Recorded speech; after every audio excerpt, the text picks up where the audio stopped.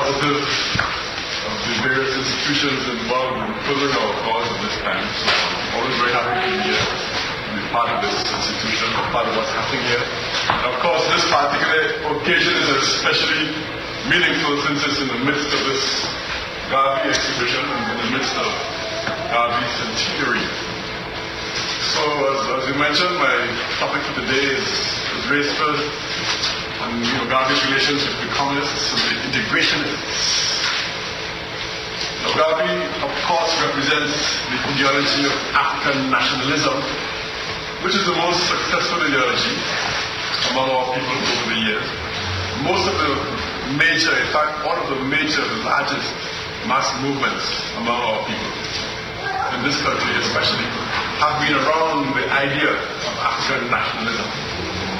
Regardless of whether one goes to the 19th century or the 20th century, you find that the largest mass movements, ever since free organizations developed in this country towards the end of the 18th century, you find that our largest organizations have always been around the question of African nationalism.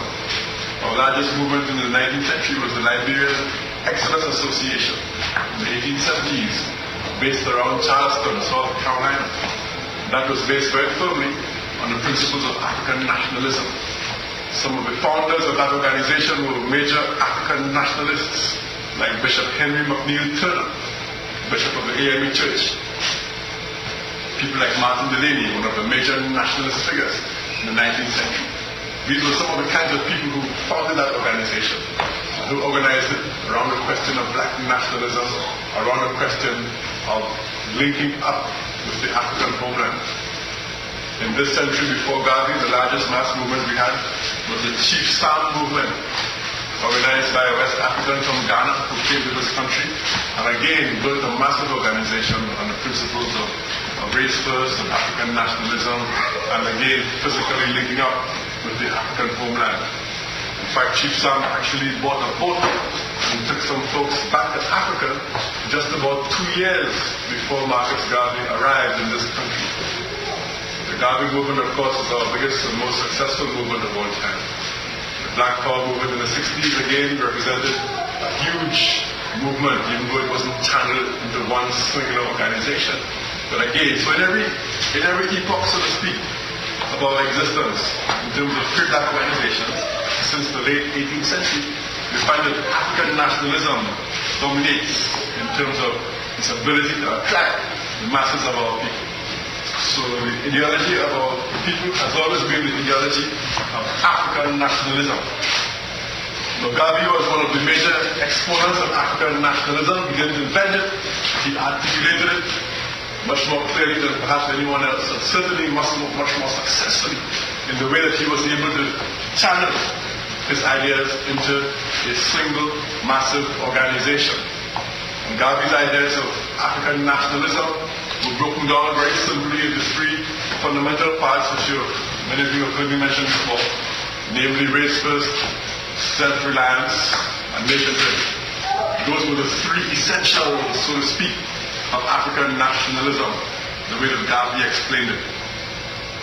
Almost everything that Garvey said can be broken down into those 3 very simple, very basic component parts.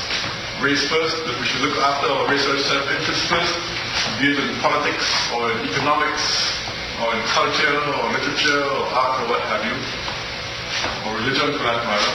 Self-reliance, that we as a struggling people must always strive to do things for ourselves, that we can't afford to sit back and allow other people to assume the burden of liberating us. And thirdly, nationhood, that political self-determination, political empowerment was the ultimate goal, and that the strengthening of the African continent played a very crucial role in the question of empowering African people worldwide politically. So that was in essence the way that Garvey broke down African nationalism. Race first, self-reliance, nationhood. The integrationists and the communists represent the 2 major alternative types of ideologies that have been put forward over the years in contradistinction to African nationalism. And you find that Garvey is the most successful organization among our people, and as an African nationalist organization, was forced into conflict, protracted conflict over a very long period with those who proposed both those alternative ideologies. Garvey was also in a conflict, of course, with other groups as well, primarily the imperialist powers in the world, both in the United States and in Europe. So Garvey, because of his success and because of his firm rootedness in African nationalism, was forced to wage a protracted struggle on several different fronts at the same time. In fact, I don't think, as I have said last time, that there's another leader among our people who has been forced to fight so many serious battles on such a wide variety of fronts at the same time for so long. And the wonder of Garvey is that he was able to prevail, because the man was faced with the most powerful forces in the world at the time, both on the right and on the left, all coming at him at the same time. And the fact that the man was able to build the most successful organization among our people in the face of that kind of opposition says something to the absolute power of God. Because he built his organization in the face of unprecedented and unequal opposition from all sides at the same time. Let's take a look first at the integrationists, because in terms of Afro-American history, the integrationists represent a much more ancient tradition. Communism in terms of Afro-America is a more recent phenomenon. Integrationism, like black nationalism, goes back at least to the early 19th century, almost as old as black nationalism as an ideology in this country. Integrationism, I believe, in this country first became aware of itself and first expressed itself in a self-conscious way early in the 19th century. And there was an event that sort of brought the integrationists into this awareness of themselves, and that was the formation in 1816 of an organization known as the American Colonization Society. This was a group of white philanthropists, slave owners, do-gooders, and other assorted white people who in 1816 decided that because slavery at that point in time was intensifying, because slavery was going into a new period, after maybe a little lull, it was going into a new intense period, and they were afraid that the presence of free black communities in various states would have a detrimental effect on the continuance of the intensification of slavery. So what they wanted to do was to find a way to get rid of free black people in this country. By getting rid of free black people, they figured they would remove a source of inspiration for the slaves, a source of support for the slaves, because the free black population, whatever their faults, the one thing that they always were very positive about was trying to do whatever they could to free the slaves. So this group, the American Colonization Society, formed in 1816, they took it upon themselves to try and get a piece of land in West Africa. A piece of land that came to be known as Liberia later on. A place where they could encourage free black people in this country to go back home too. The black community in this country became instantly divided around the question of the American Colonization Society. There was a nationalist element who wanted to go back to Africa anyway. They thought that there was no hope for the black person in this country in terms of freedom, equality, and justice. They thought that the only place for manhood rights, as Bishop Turner used to say, for the African American was in Africa. And so that group, even before the American Colonization Society was founded, that group had already for years been making efforts to go back to Africa. In fact, they had already gone back, some of them. As early as 1811, Paul Coffey, the ship owner from Massachusetts, had gone in his own ship via England to Sierra Leone to check the place out. In 1816, Paul Coffey had returned to Sierra Leone and had taken his first shipload of African American settlers to resettle in West Africa. This was 1816. Paul Coffey died shortly after. Even before that, towards the end of the 18th century, there were African Americans in Newport, Rhode Island, who also were involved in an attempt to transport African Americans to Africa. So when the American Colonization Society, these white folk in 1816 came up with the idea, they were coming up with an idea which black nationalists had already been trying to implement and had indeed implemented successfully for quite some time. So as far as the nationalist element was concerned in 1816, their attitude was that they wanted to reunite with Africa anyway. And if these folks wanted to give them a ship to go, or provide transportation to go, then they didn't really care where the American Colonization Society was coming from. They didn't care what their motivation was. They wanted to go to Africa anyway for their own nationalist reasons. And if these white folk wanted to come and give them a ship to go, no big thing, they would go. They weren't necessarily buying into the motivations of the American Colonization Society. However, there was another group in North America at that time who, because of the actions of the American Colonization Society, began to express what we now know as an integrationist kind of an idea. They said that they didn't want to go to Africa because they were Americans. They didn't come here voluntarily, but they came here anyway. Their blood and sweat, they said, was involved in the soil here. They had built the country willingly or unwillingly, and they were Americans. In fact, up to that time, all your black organizations in this country used to call themselves African. That's the reason why up to this day you have your African Methodist Episcopal Church, because it was founded in that period. That's the reason why today you have your African Methodist Episcopal Church of Zion.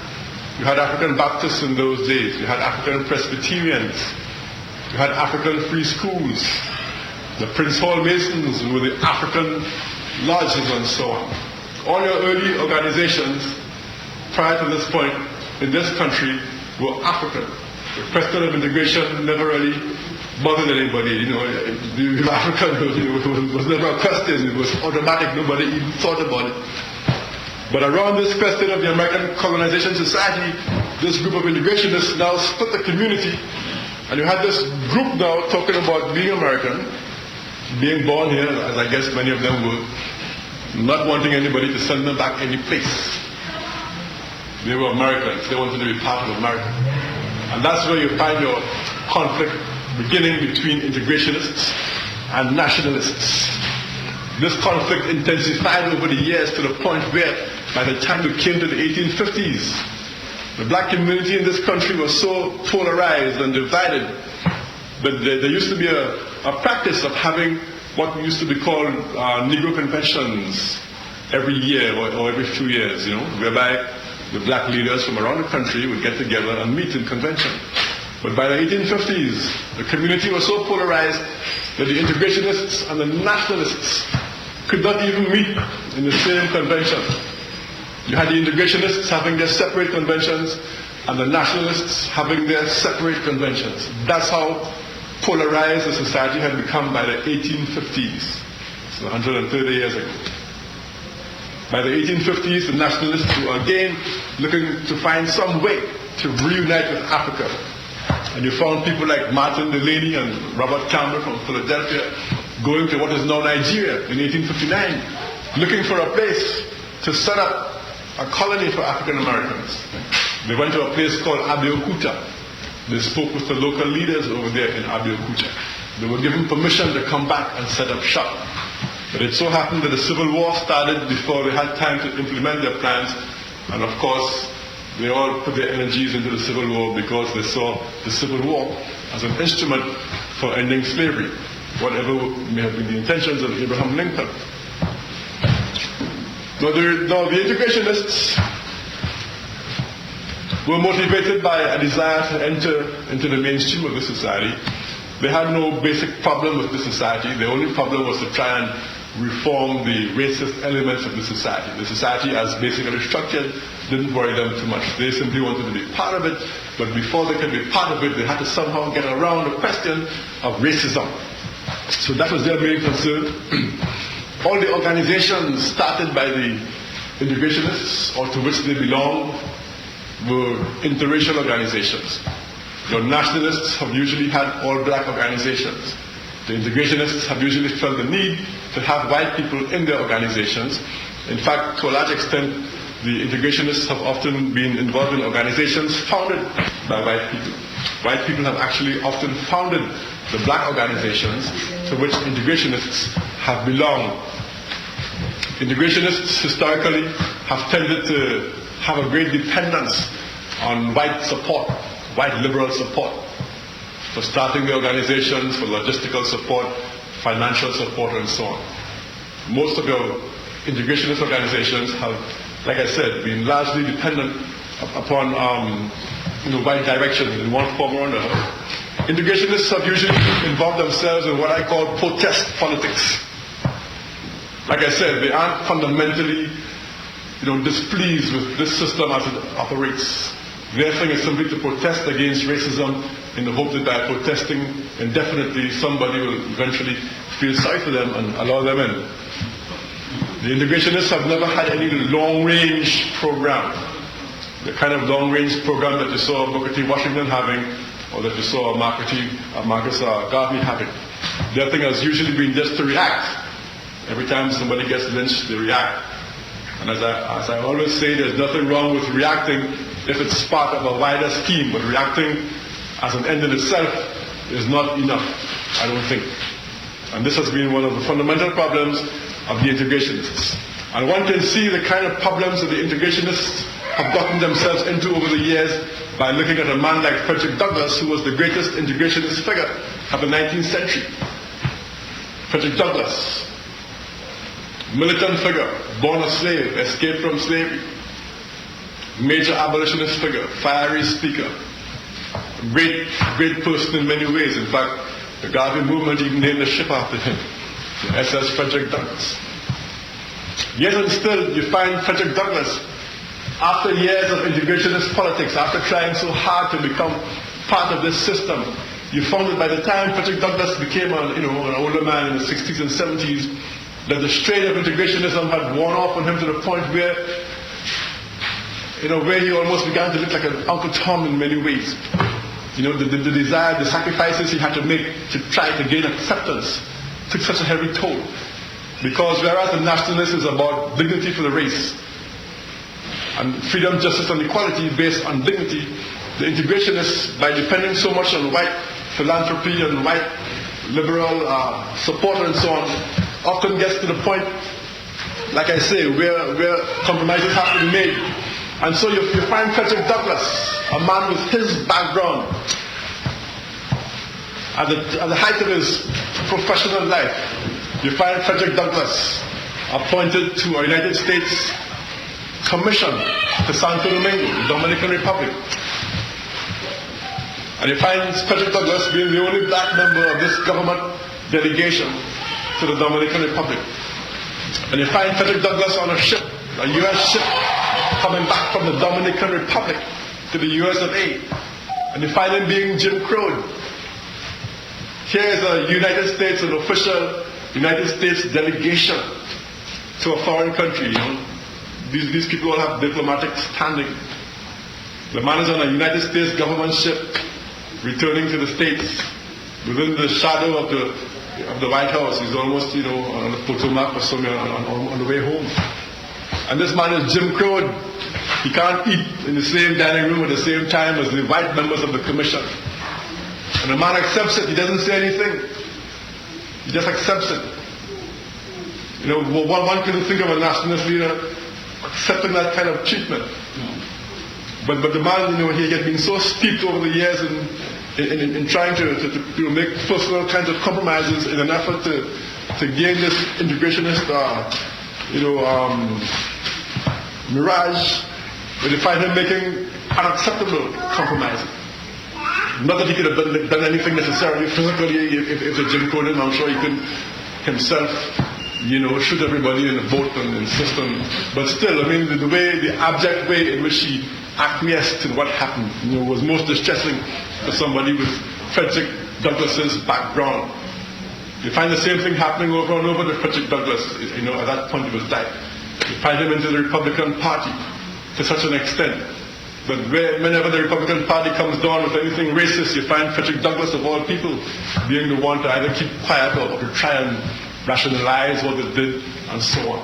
But Frederick Douglass, to my mind, represents, one of the more poignant and unfortunate examples of the toll that this integrationist desire can take on our leaders if they aren't very strong and very careful. By the time we came to the 20th century, the major integrationist figure was our good friend Du Bois, W.E.B. Du Bois. Du Bois was a man who was the first African American to obtain a PhD from Harvard University in 1895. He was a major scholar, a major literary figure, major writer, major all kinds of things. He was very vocal. He had attacked Booker T. Washington for years. He had founded the Niagara movement in 1905, which was basically a protest movement along the lines that I described. He had no program except to protest every time something happened. After 2 or 3 years, it kind of gradually, halfway disappeared until the NAACP was started by white liberals and Jewish liberals in 1909. And Du Bois was, in a way, revived by the NAACP. The NAACP revived him and gave him a forum to again make his voice felt. It has been said of Du Bois by none other than a white official of the NAACP that everything he got in life was provided by white people. In fact, it's very fascinating to find a white member of the NAACP, someone who was Du Bois's fellow board member on the NAACP, making this kind of a statement. And what this suggests is that even the white liberals with whom Du Bois and others like him worked, were behind the scenes, somewhat despising in their attitudes towards him, even though he was forced to make the kinds of compromises sometimes that Frederick Douglass might have made. Still, the very persons who were forcing him into those kinds of undignified situations themselves, behind his back, could despise and show great contempt, for him. They were using him, but they didn't respect him. And you can contrast that situation with a Marcus Garvey, who they might have hated, but who they were forced to respect. Du Bois they might have loved, but might have treated with contempt. And in many ways, that sums up the kind of choice that integrationists and nationalists often have to make.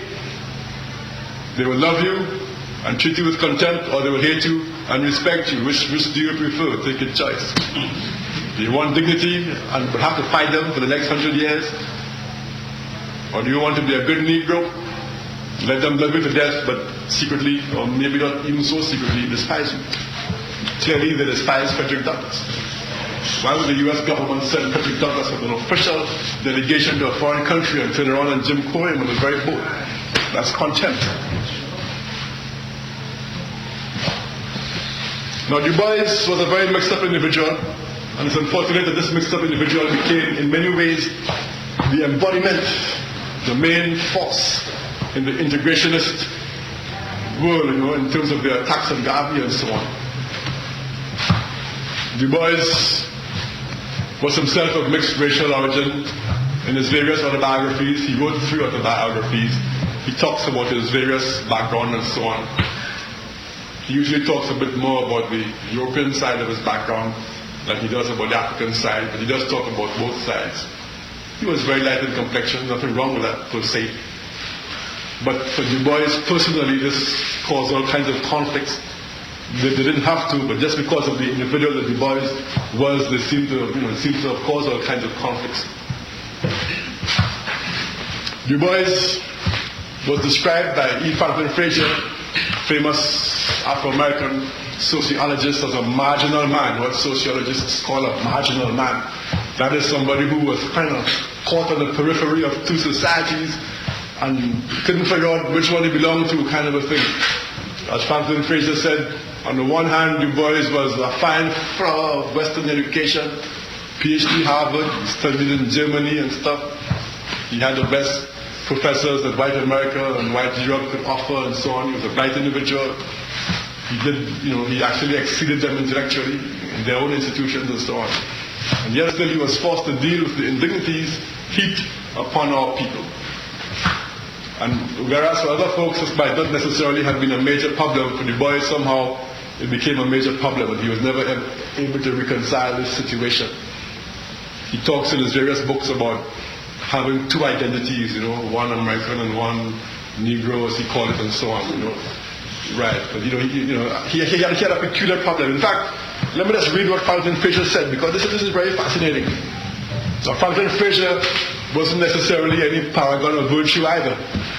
He was a little mixed up himself. In fact, it's very unfortunate, but it was a Jewish anthropologist, Herskovitz, who actually was a little more correct than Fraser, when they had a debate going concerning how African Americans. Fraser was saying we were Americans, and this Jewish anthropologist Herskovitz was saying, well, no, there's a lot of African tensions in our culture and so on. But whatever Fraser's problems, what he said about Du Bois is very perceptive. Let me just read a little bit about what Fraser said here about Du Bois. But what he's saying about Du Bois personally, in a way, is could be applicable to many of the integrationist leaders who found themselves in this kind of strange no man's land between two categories. Quote, he was born in New England. This is Fraser on Du Bois. He was born in New England, where his mulatto characteristics permitted him a large degree of participation in the life of the white world. During his short sojourn in the South as an undergraduate at Fisk University, where he was under New England white teachers, he never was thoroughly assimilated into Negro life. His return to New England afforded him a more congenial environment, where he thoroughly absorbed the genteel intellectual tradition of Harvard. But Du Bois, aristocrat in bearing and in sympathies, was in fact a cultural hybrid, or what sociologists call a marginal man. Once back in America and Atlanta, he was just a nigger, fine flower of Western culture. He had here the same status as the crudest, semi-barbarous Negro in the South. In the souls of black folk, we have a classic statement of the marginal man with his double consciousness.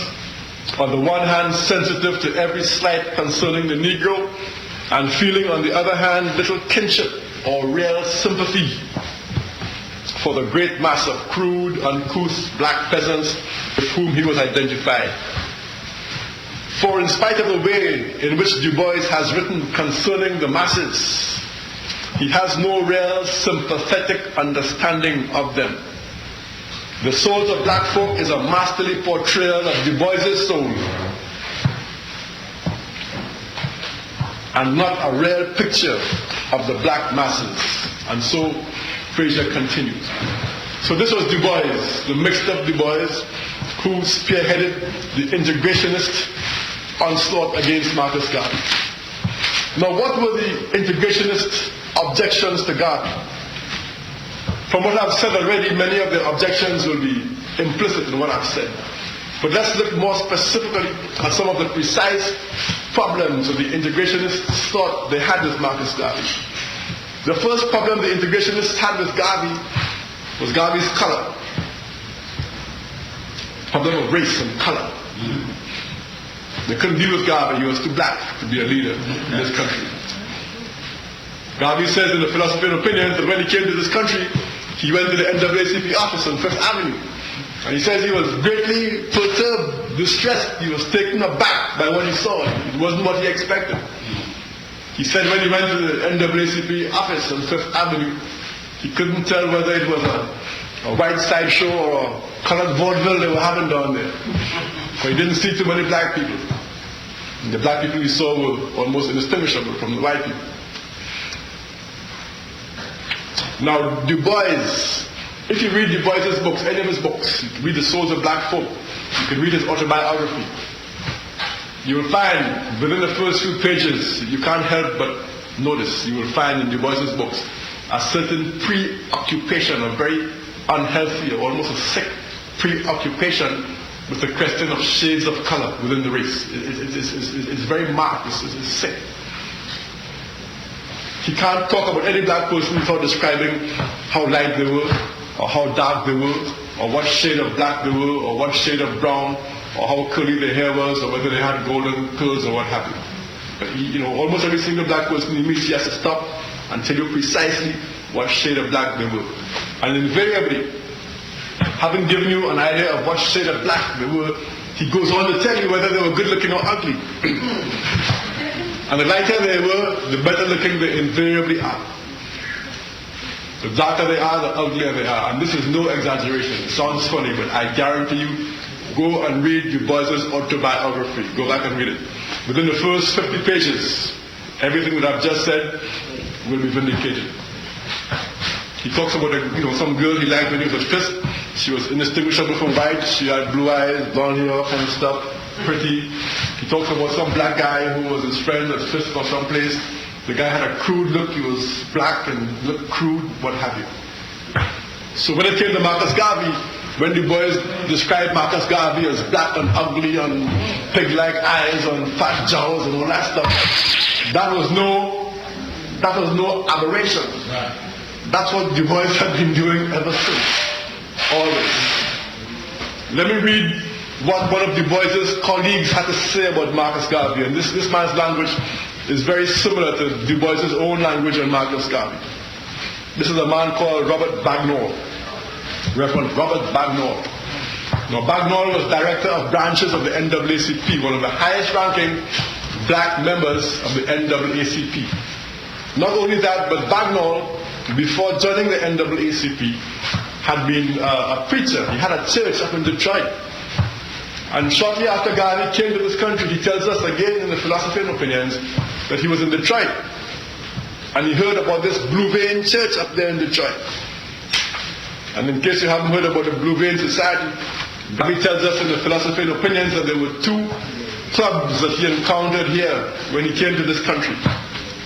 He says the West Indian Lights had a club called the Colonial Club, and the Afro-American Lights had the Blue Vein Society. And to get into the Blue Vein Society, you had to be light enough so that when you looked at your veins in your hand here, you could see blue. You couldn't see blue, and you need not worry to apply for membership in the Blue Vein Society. And that's rare. That's rare. And the Blue Vein Society and these other folks were so serious that they even had their own churches. And so Garvey tells us he was visiting in Detroit, and somebody came and told him about this Blue Vein church up there in Detroit that the Reverend Bob Bagnall was the pastor of. And Garvey sort of, he decided to have a little sit-in. In the 60s we used to have sit-ins, sit-in at Woolworth's lunch counter. So Garvey went and sat in this Blue Vein church on a Sunday morning. And Garvey went and sat right up in front. Because black folk weren't supposed to be in this church. And Garvey says that when Reverend Bagnall was ascending the pulpit, and he noticed Garvey in the front, the man stopped and he wanted to fight. The man wanted to fight in the church because a blackface was, what was this blackface doing up there in the front seat of this Blue Vein church? The man wanted to fight. That's right. That's how serious these Blue Vein people took themselves.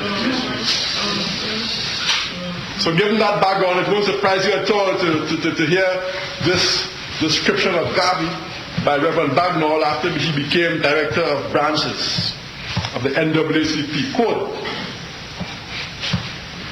Garvey, he said, was, quote, a Jamaican Negro of unmixed stock.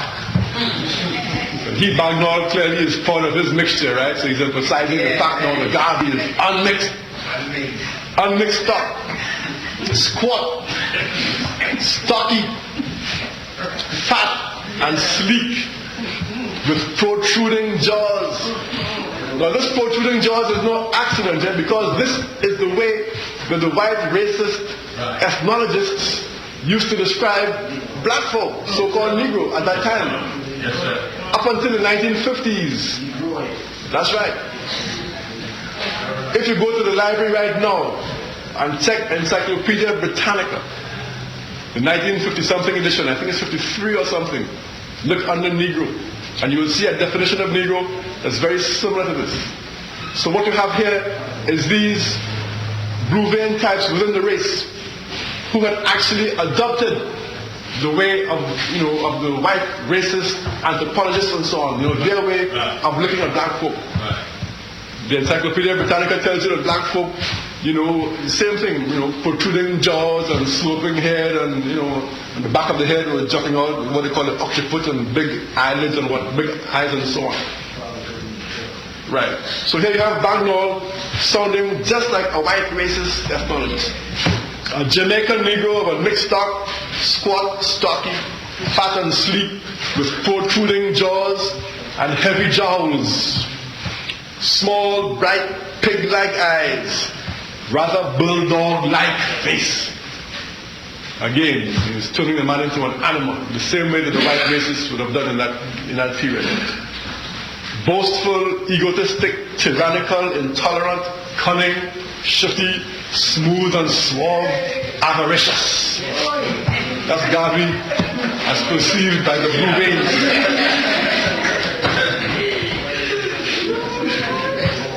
So the first problem that the integrationists had with Garvey and his movement was that question of race. Right. Now, this is not to suggest that all of the NAACP blacks were necessarily light, or that all of Garvey's people were necessarily dark. I mean, there was a mix. Garvey particularly had nothing against anybody of light skin per se. Garvey said anybody with light skin was welcome in his organization. The only thing that Garvey had a problem with was those people like Bagnall and like Du Bois who somehow considered light skin to be a badge of privilege. That obviously Garvey could not deal with. Yes, sir. And there were the odd dark-skinned persons in the NAACP too at that time. The most outstanding was this man called William Pickens, who became a great foe of Garvey as well. Pickens, he was a dark-skinned individual, but he had gone to Yale University and stuff, and he assimilated into the kinds of ideas of the Bruvain and the white liberal group who ran the NAACP. A second kind of a problem that the integrationists had with Garvey was a kind of a class problem, if you like. Because to some extent, light skin color and class, not totally, but to some extent, the two went hand in hand at that time, to some extent. As we know, the light skin element evolved during slavery, as you know. And sometimes the light skin element, sometimes were actually the sons and daughters of slave owners and so on. Sometimes on the plantation, they would be given privileged positions. They might be the slave driver, let us say. They might be the artisan as opposed to just a regular field laborer. They might be the house slave instead of the field slave. But you had a kind of an economic difference building up between light and dark, even during slavery. And so when slavery ended, the light element already had a kind of an economic head start. Because many of them had gotten this head start from their white fathers. I say fathers, not parents, because 99.9% of the time it was it was the white man who was the one doing the race mixture up in there. So some of this Bruvain stuff was also a kind of a class problem within the race. I don't want to overemphasize that point, but there was an element of that in it. All right. And so one of the problems that this group had with Garvey was a question of education, because education too historically was one of the privileges that went with economic privilege, clearly. The light skin element was the element in the early period that was more likely to have a chance to be educated or to go to college or what have you. And so you find Du Bois attacking Garvey on the question of education. You find Du Bois saying that Garvey doesn't understand the technique of civilization, whatever that was supposed to mean. Nobody who didn't go to Harvard understood the technique of civilization as far as Du Bois was concerned. Du Bois said the same kind of a thing about Booker T. Washington. Washington was uneducated, this, that, and the other. And the unfortunate fact is, though he was bad-mouthing Booker T. Washington, calling him uneducated and what have you, when he came back from Harvard and Berlin with his PhD and stuff, he still had to go to Booker T. Washington and ask him for a job. So who understood the technique of civilization? Booker T. Washington was about self-reliance and building a base, and Booker T. Washington had built such an important school that Du Bois himself, and it's right there in Du Bois' autobiography, you can read it. It just so happened that Du Bois got a reply from someplace else, Wilberforce University, and he accepted that before Booker T. Washington's reply came. But Du Bois himself says in his autobiography, it would have been interesting if Booker T. Washington's reply had come first, accepting his offer to teach at Tuskegee Institute.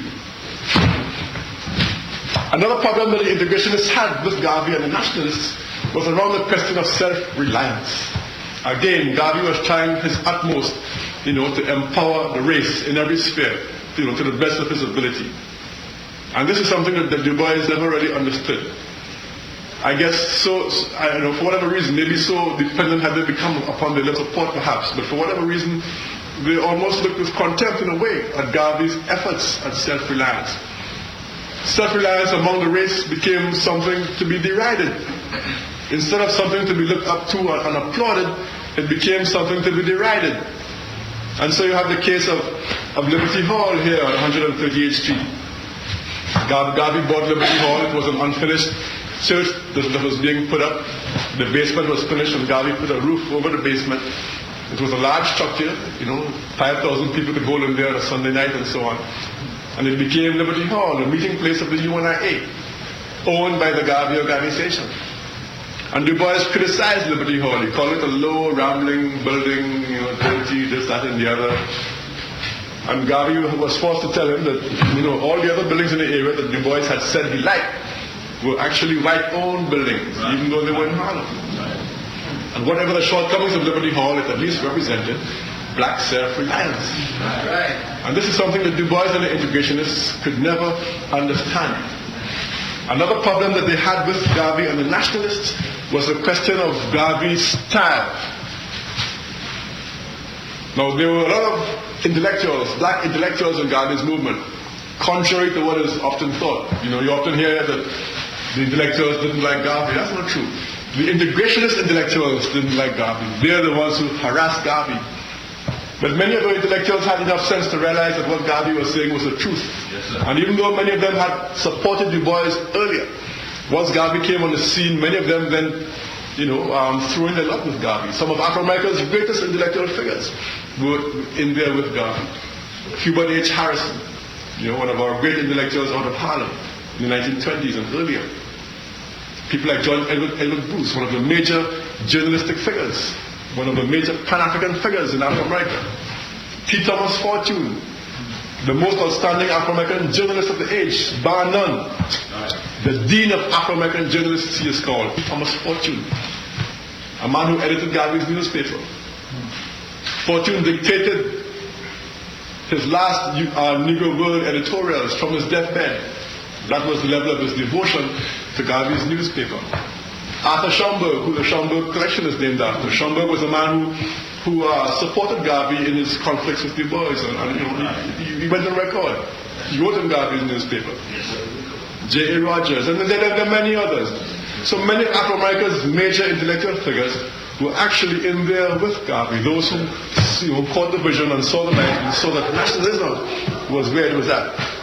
However, there is no disputing the fact that the Garvey movement was essentially a mass movement. So whatever intellectuals joined it, they joined it because of their awareness of the need to work on behalf of the mass of our people. They didn't join it for elitist reasons. So the main thrust of Garvey's organization was a mass movement. Just as the main thrust of the NAACP and other integrationist organizations at that time at least tended to be somewhat more elitist and exclusive. And so there was something about the style of Garvey's organization that reflected its mass thrust. And that style upset the NAACP to a large extent. Du Bois, for example, accused the UNIA, Garvey's organization, of being, of catering to what he called the lowest element among West Indian and American Negroes, as he put it, the criminal element. The mass of people became criminals in the eyes of Du Bois, a criminal element. He couldn't understand why the mass of our people was so supportive of Marcus Garvey. He couldn't understand why the mass of our people would get upset when somebody like himself would attack Marcus Garvey for no justifiable reason. And he considered this to be fanaticism, to be criminal intent, to be violence and so on. He claimed he was threatened. Some Garveyites, he claimed, threatened to beat him or do him bodily harm or something along those lines. He also couldn't deal with Garvey's boldness in wearing robes on certain occasions, on bestowing titles to worthy members of the race. Now Garvey bestowed titles. He knighted some people. There were Dukes of the Nile, Duke of Uganda, what have you. And the boys and these folks became very upset with that. They couldn't deal with it. If you were Duke of York or Duke of Kent or Wales or someplace, Prince of Wales, no problem. But Duke of Uganda and the Nile, the boys had a serious problem with that. He laughed at Garvey, called him a buffoon, a fool, clown. But Garvey's response was, who gave the white man any monopoly on orders, on awards? Right. Why can't we decide who our heroes are, as he said in African fundamentalism, and show appreciation to our heroes? And that's all that Garvey was about. And if Garvey dressed in uniforms on certain occasions, and Garvey didn't walk up and down the streets of Harlem in any plumes every day. Garvey only wore those things on certain occasions for certain propaganda reasons. Those plumes and that uniform that Garvey had on, that's the way that sovereign heads of nations used to dress at that point in time. And when Garvey dressed in the way of the heads of sovereign nations at that time, Garvey was making a statement. Because Garvey was about nationhood. He was about national power for black people. In fact, one of Garvey's titles was Provisional President of Africa. So Garvey's uniforms were a means of propagandizing our people to think in terms of nationhood. Garvey dressed in the manner of the head of a nation, and the UNIA was an embryonic nation. At a time when there were only 2 independent countries in the African world, the UNIA took the place. The UNIA was our provisional nation. As Garvey once said, in 20, 30, 40 years' time, when we, representing our independent African countries, will be sailing our ships and our battleships and cruisers, and maybe coming to pay a courtesy call in the White House, sailing up the Potomac in our, African warships or whatever, coming to pay a courtesy call in the White House, you boys will still be out there protesting something or other with some petition. And that's the difference in perspective that the boys could not grasp. Garvey was talking about nationhood. So Garvey's style then was a kind of a problem for Du Bois. But interestingly enough, even though Garvey's style, in terms of his dress and so on, his titles, were a problem for Du Bois praised the same kind of titles, the same kind of pomp and ceremony when he saw it among white folk. For example, in his autobiography, he talks about when he was in Germany and seeing the Kaiser, Germany and stuff, in all his finery and, all his helmet and stuff. Oh, he loved it. Du Bois loved it. When he went to Liberia in 1924 as a U.S. diplomat, all the European diplomats were lined up in all the pomp and finery with their swords and their uniforms, and he loved it. He said he loved it. Loved it. Once the white folk were doing it, it was great. He loved it. When Garvey did it, he was a buffoon and a fool. What were the integrationist tactics against Garvey? The integrationists launched a hell of an onslaught against Garvey, as did all the other groups who attacked him. The communists, the integrationists, the imperialist powers. Garvey really had it, at a very intense level, all around. Left, right, center, all around. The integrationists attacked him in their press. The Crisis, the magazine published by Du Bois, was the major instrument of attack, the Crisis. Du Bois edited this magazine for almost a quarter of a century, from 1910 to 1934. And he attacked Garvey relentlessly in this magazine. At first he began attacking Garvey without naming him. He would write these little editorials attacking Garvey, calling him a demagogue, but he would never mention his name. Then in 1920, when he couldn't restrain himself anymore, he came out in the open and began to blow on Garvey, calling him, all kinds of names and so on. And pretending to be taking a very objective look at Garvey, but in fact, distorting much of what he was saying about Garvey. For example, he wrote that Garvey had a wooden steamer. The Yarmouth, Garvey's first ship, he said, was a wooden steamer, which was obviously incorrect. It was a ordinary steel vessel. Du Bois and the integrationists also relied very heavily on their white liberal support in their attacks on Garvey. The white liberals controlled, major American publications like The Nation magazine, for example, and others, and they were able to use that kind of influence.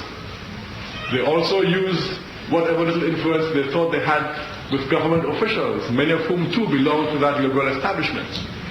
For example, you find Du Bois writing secret letters to the Secretary of State, telling him that Garvey's a crook and what have you, criminal. One of the most amazing letters that Du Bois wrote to one of these government officials was a letter in which Du Bois, check this out, Du Bois wrote, I forget who it was, it might have been the Secretary of State, but Du Bois wrote this government official asking him to please help him, Du Bois, to obtain a couple of ships so he could start a kind of a Black Star Line, He could start his own steamship line, man, to rival Garvey's line. This is Du Bois writing the government, asking them to help him to obtain a ship or two. This is after the man has been writing article after article in the Crisis for 2 or 3 years, blowing on Garvey, saying he has a wooden steamship, the ship's this, that, and the other. Garvey's a fool, how does he expect to run steamships? Then he turns around and begs the government to please give him a couple of ships so he can start his own steamship line. That's the level. That's the level to which these people are degenerated. And again, it's very chilling, it's very chilling to be a historian reading these kinds of documents, because what you realize instantly is that human nature hasn't changed. And you begin to wonder, well, who is writing these kinds of letters right now? And you can bet your bottom dollar that somebody right now is still writing somebody in government those same kinds of letters about somebody else. Might be about you yourself, might be about somebody else, might be about Farrakhan, might be about whoever. Yeah.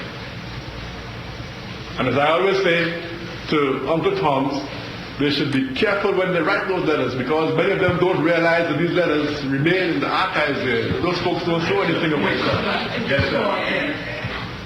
So in 50 years' time, even they're dead, their children will be embarrassed because somebody's going to find those letters. I was going through the papers the other day of Calvin Coolidge, President Calvin Coolidge, and it's mind-blowing, it's sickening, it's mind-blowing, it's depressing, it's all kinds of things. I mean, the amount of letters you see in a man's papers from all these black folks, some begging for something, some giving him information about somebody else, some blowing on, some other black person, some attacking some other black person, all trying to ingratiate themselves, into Calvin Coolidge's company and so on. Interestingly enough, in 1924, when there was still a chance that Garvey might have been enabled to move his headquarters to Liberia, the U.S. government very skillfully at that point in time decided to use Du Bois to help to defeat Garvey's Liberian program. They suddenly made Du Bois Minister Extraordinary and Envoy Plenipotentiary. In other words, they made him kind of an ad hoc diplomat and sent him off to Liberia just around the time that Garvey was negotiating with the Liberians. And so, from Du Bois' perspective, I suppose that his letters to the various government officials paid off on this occasion, because he was able to go there and poison the attitudes of the Liberians against Garvey's effort to relocate his headquarters to Liberia. These were some of the kinds of tactics that the integrationists resorted to. When Garvey was indicted in 1922 by the U.S. government on that famous trumped-up charge of mail fraud, the integrationist element at that point in time, they sort of mobilized their efforts. And this for them became a kind of a major opportunity, because here was Garvey now very much on the defensive. The government had indicted him, and the integrationists at this point went all out to try and prejudice that case against Garvey. Within a few days of Garvey's indictment, the famous letter of the 8 was sent to the Attorney General. 8 of the leading integrationist leaders in the country. Several were members of the NAACP, some were Urban League members, and there were some others. Pickens was one of them, Chandler Owen, who was a socialist, was one, Philip Randolph was another, this guy Abbott from the Chicago Defender was another, and there were some others. There was a guy called Harris, George Harris from Harlem, who ran a little newspaper, was one of them. Du Bois helped to draft the letter, but interestingly enough, he didn't sign it. He had more sense than to sign it. But he was very involved with drafting it. And this letter actually told the Attorney General, and just look at the situation here. Garvey has just been indicted for mail fraud. And in that situation, the man's case is actually now, it's what they call sub judice. His case is actually in process now. At that point in time, you're not supposed to prejudice a man's case at that point. But that's the point when these fellows write the Attorney General and tell him that Garvey's a crook. He's a criminal.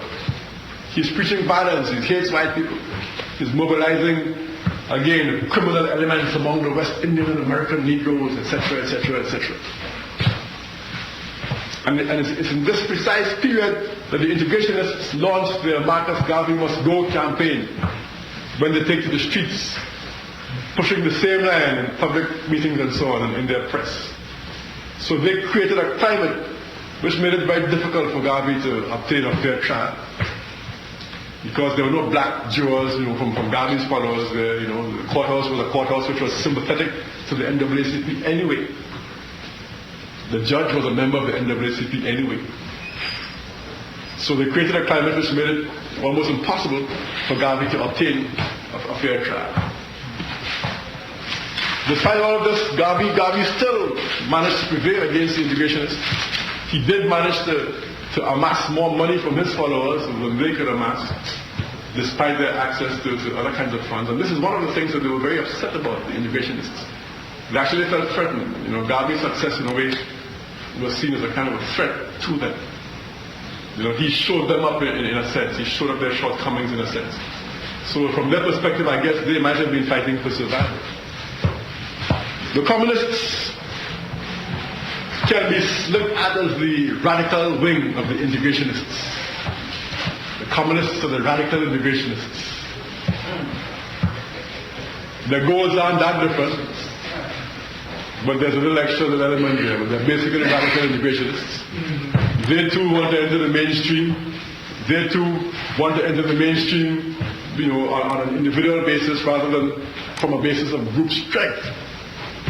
Garvey wanted to mobilize our people so that we could move forward on the basis of group strength.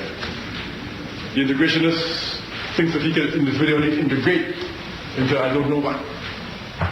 The difference, of course, between the communists and the regular liberal integrationists was that the communists had this extra element of class struggle. Their whole thing was based on the idea of class first. Their whole thing was based on the idea that the working class was the revolutionary class, that the working class was the class that would inherit the earth. And they thought that class in itself was all that needed to be said, that the differences of race and ethnic background were largely inconsequential. Now, Karl Marx is the man more than any single individual, of course, who is associated with this communist doctrine. There were socialists before Karl Marx, but Marx is the man who really single-handedly brought this doctrine up front and made it a powerful force in the world. Marx was a German Jew who lived in Europe. He lived in a society in which the question of race, at least as it pertained to African people, was not a major concern. Most of his researches were into the history of Europe. So his theory was based largely on his researches into European history. And there wasn't that much in his experience, at least he didn't allow himself to study those aspects, which would have caused him to refine his theories to look realistically at the question of African minorities living in white-dominated societies. Of course, Marx was against capitalism, and insofar as he was against capitalism and capitalist, he would naturally have felt some sympathy towards any oppressed people of any color, and he did clearly. But that in itself wasn't the same as being totally aware of the kind of situation which you find in a place like the United States of America, with its legacy of slavery and so on. Marx did make a few sympathetic noises during the U.S. Civil War. There's one expression that the communists always like to quote to show how nice Marx was, when he said that labor in the white skin cannot be free unless labor in the black skin is free as well, meaning that unless slavery is abolished and so on, then white workers can't be really free. And there's nothing wrong with this, it's quite a fair statement and so on.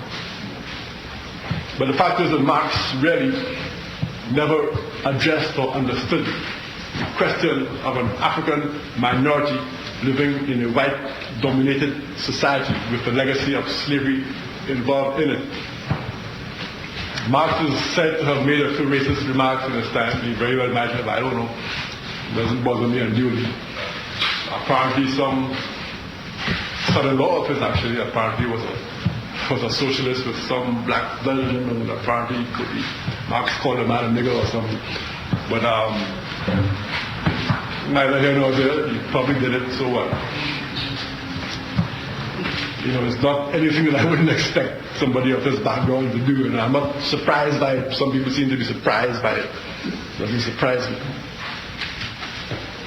There were some organizations in this country with Marxist elements in the years leading up to Garvey that tried to grapple with this question of race and so on. There was the Industrial Workers of the World, for example, the IWW, the Wobblies, a very radical organization, and they didn't do too badly. In fact, they did perhaps better than any other of the white radical organizations of that time.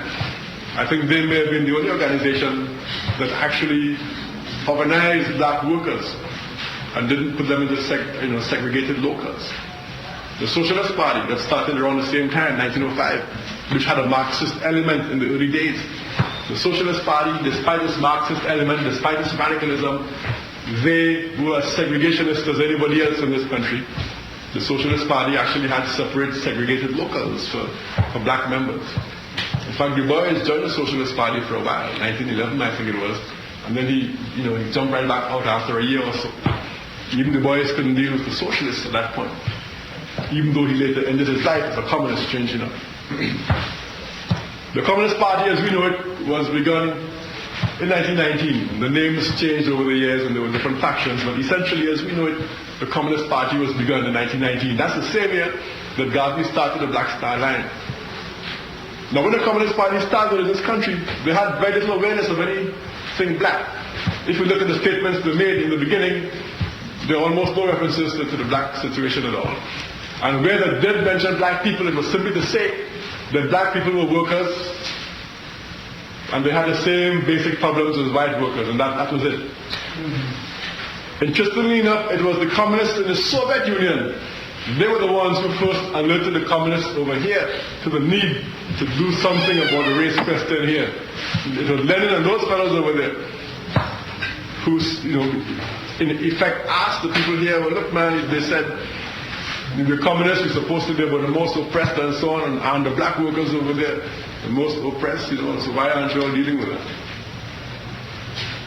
So it was around 1920-21 then that the white communists here, spurred on by Lenin and others, began trying to find some way to deal with black workers here. The problem with white communists, however, in their relations with black people, is that however good their intentions, they have never been able in this kind of society to get around the cultural baggage, the racist cultural baggage, which they have imbibed as members of this particular society. So even when they were trying to supposedly help black people, they nevertheless very often ended up being very racist in their approach. Now Garvey was about building independent black organizations. Garvey figured that we as African people had to be self-reliant, we had to lead our own organizations, we had to determine what our own program was. Now if anybody else wanted to be sympathetic towards us or ally themselves with us, well, okay. Now Garvey actually expressed solidarity with most struggling people around the world He expressed solidarity with the Indians, with the Chinese, with the Japanese, with the Irish, even with Lenin in the Soviet Union.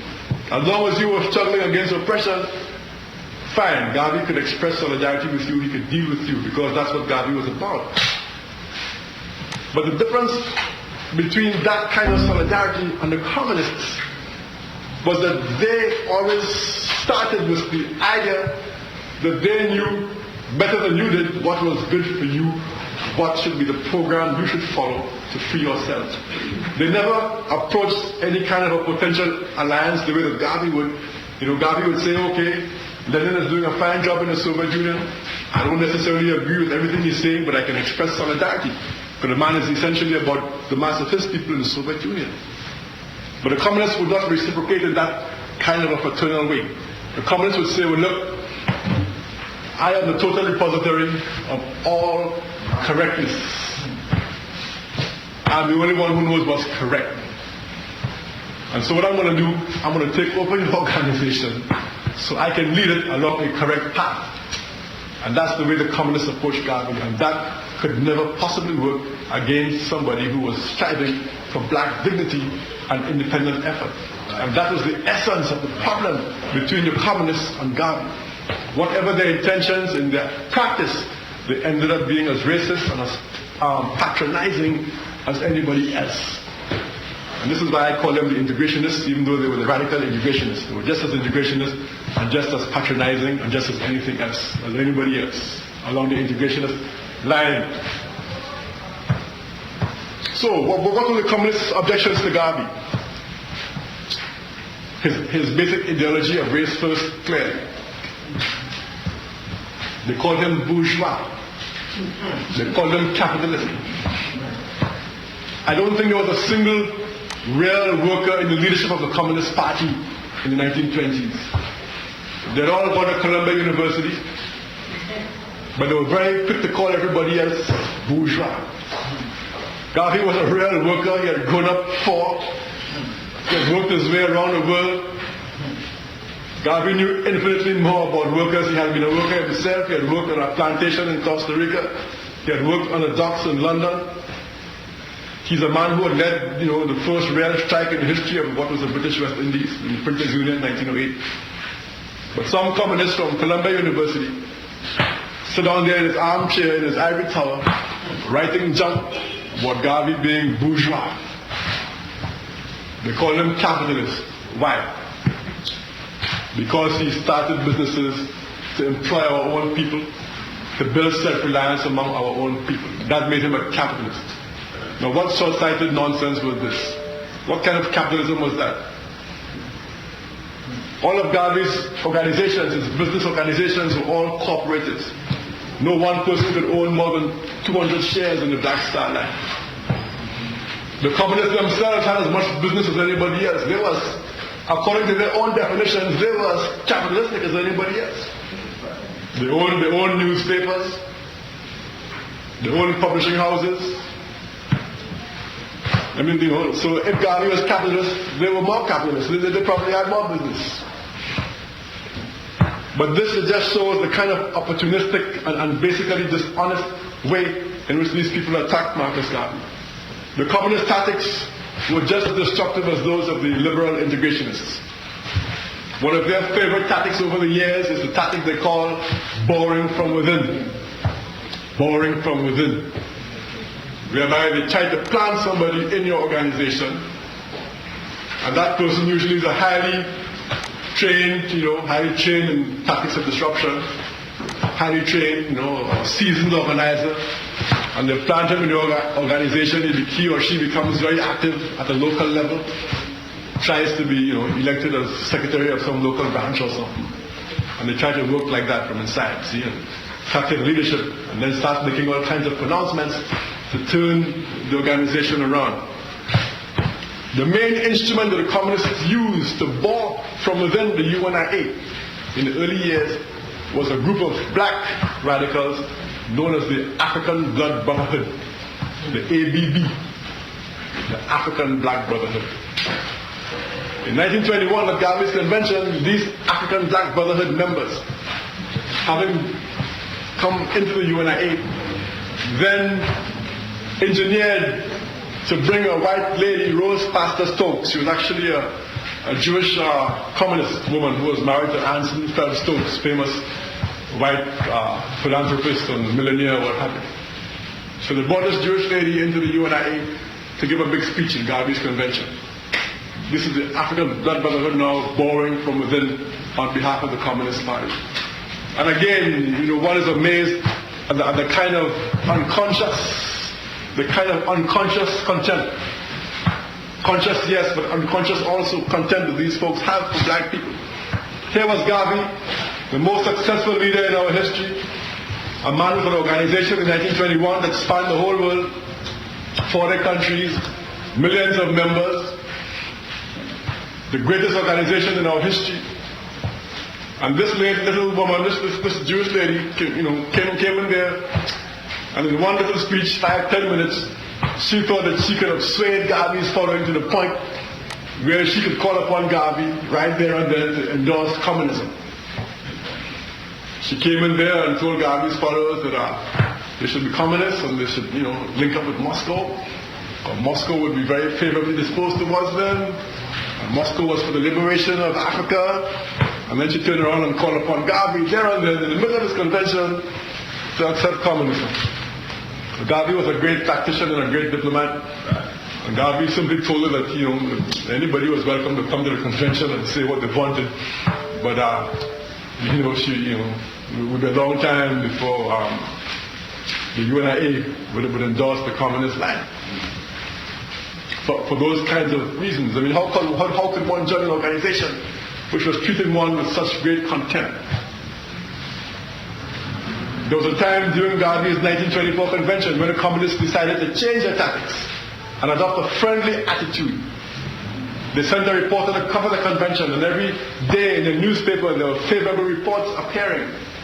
And in the middle of this whole rush of favorable reports praising Garvey, all of a sudden an article appeared in the newspaper saying that the only reason, they said, why we're really doing all this is because we want to win over Garvey. In fact, let me quote it to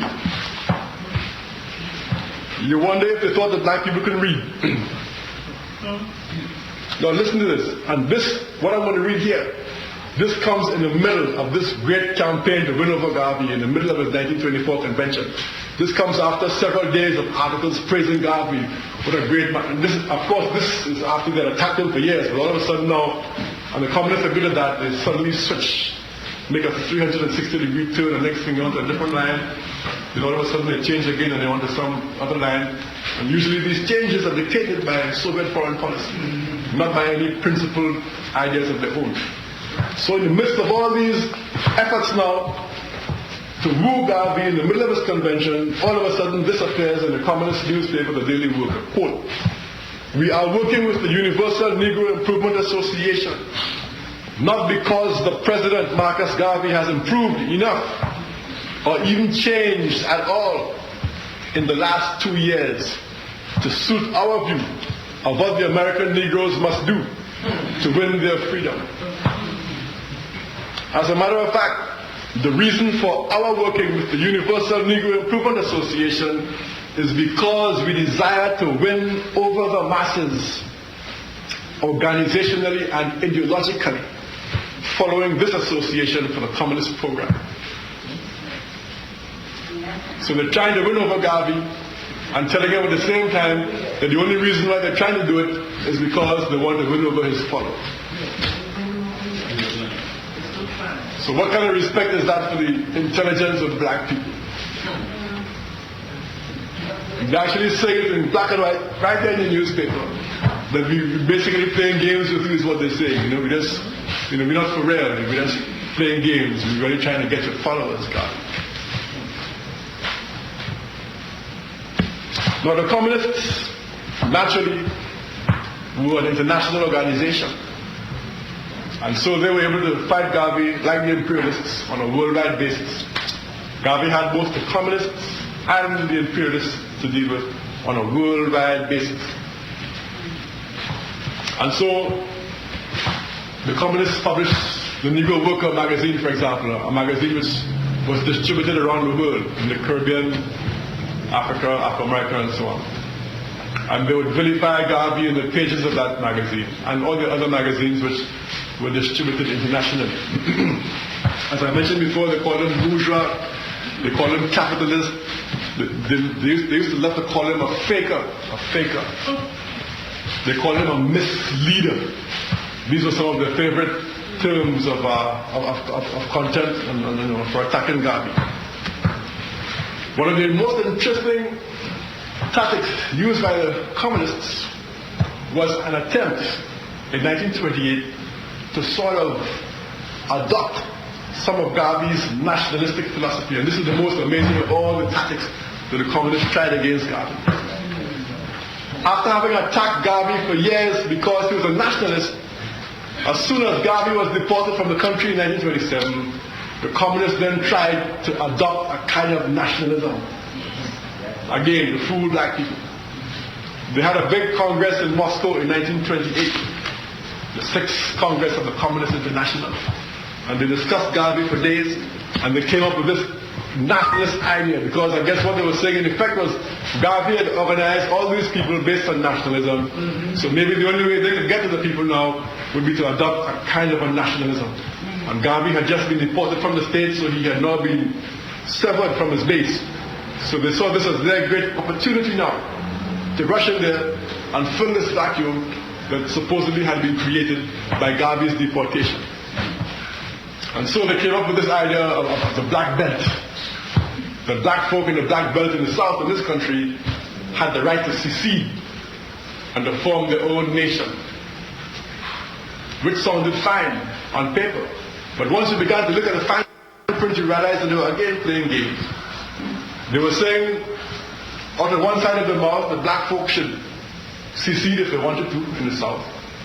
But then they were saying that if black folk seceded by themselves, that would be a reactionary state unless they took a white minority along with them. And they were also saying at the same time that even though black folk in the south were a nation and nationalistic, and that was fine, black folk in the north were not a nation, and the correct slogan for black folk in the north should be assimilation. So, what did this boil down to? Nothing really. And they had the same kind of a program for South Africa too. In this country they called it the Black Belt Republic. In South Africa they were calling it the Native African Republic. And the interesting thing is that the white communists in South Africa refused, at least they resisted for a long time, they resisted Moscow's efforts to get them to go along with this idea of a Native African Republic. So what Moscow was saying was that just as black folk in the States had a right to secede in the South, in the Black Belt, just so the majority African population in South Africa had a right to form their own African Republic in South Africa if they wanted. And the white communists were the ones who were saying no. They resisted Moscow for years. Those same white communists, of course, today have thrown in a lot to the ANC and so on, but they don't like to hear that part of the history. They're highly intolerant to hearing that part of the history. If they have changed, well, come out and say they have changed, and recite what we did in the past. But the way they deal with it, they just don't want to hear it, period. That's the way they deal with their past mistakes. They don't want to hear it. Wipe it off the record. In fact, this happened to me in Jamaica a few years ago when I presented a paper on the Garvey movement in Southern Africa at a UN conference. And I mentioned this episode of the Communist Party's antagonism towards African nationalism back in the 20s and 30s. And the people who were in charge of the conference were sympathetic towards the communist perspective, and they cut this part of my paper out. So when I got to Jamaica and picked up my paper and read it, this whole section was cut out of it. They arbitrarily cut it out. So that's the way the communists deal with history. Yes, sir. If they don't like you, you become an unperson. If they are ashamed of what they did, it never happened. Unless Gorbachev comes 50 years later and says, put it back in the history book, then they'll put it back. So, The communists were basically then highly opportunistic. In fact, many of the black communists actually left the Communist Party in the 30s for this precise opportunism. The most famous, of course, was George Padmore. George Padmore was a man who had been favorably disposed towards Garvey when he was a student here in Black America. He was recruited by the communists. He went to Moscow in 1928, and he was the one who was used to write a lot of the anti-Garvey propaganda coming out of Moscow in 1929, 30, 31, 32. But in 34, when the Soviet government again changed its foreign policy and decided to, abandon the dark struggle, so to speak, because of foreign policy considerations, then even Padmore realized, after working for them for years, that he was actually being used as a pawn, and even he left the Communist Party in 1934.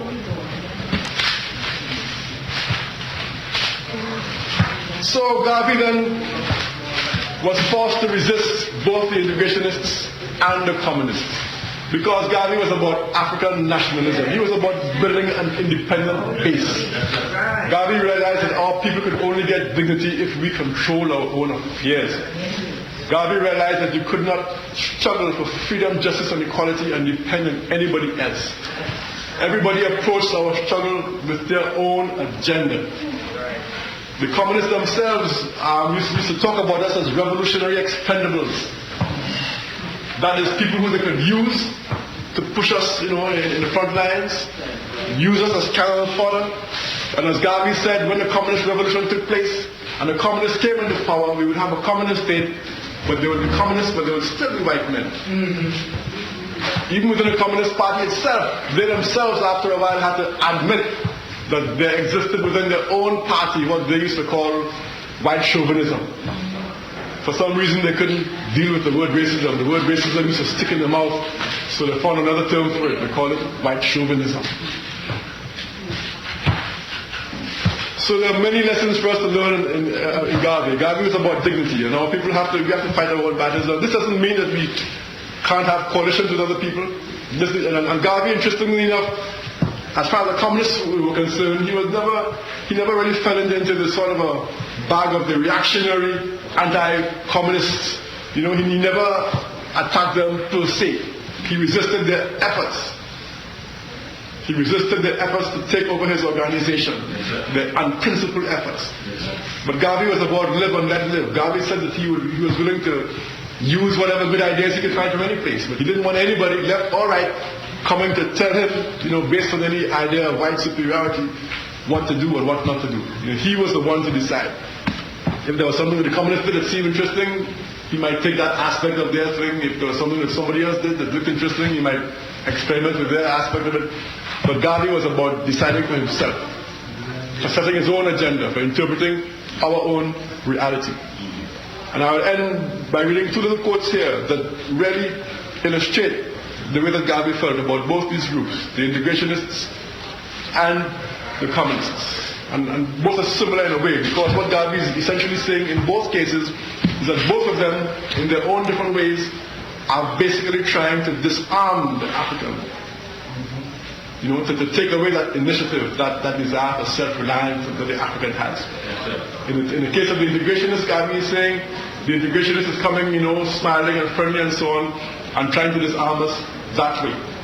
Garvey is saying that when it comes to white folk, in a sense, he even prefers the Ku Klux Klan, he says, because at least they force us back on our own resources and make us vigilant. They don't disarm us by their smiles. So let me just read what Garvey said about these two groups. First of all, they are integrationists.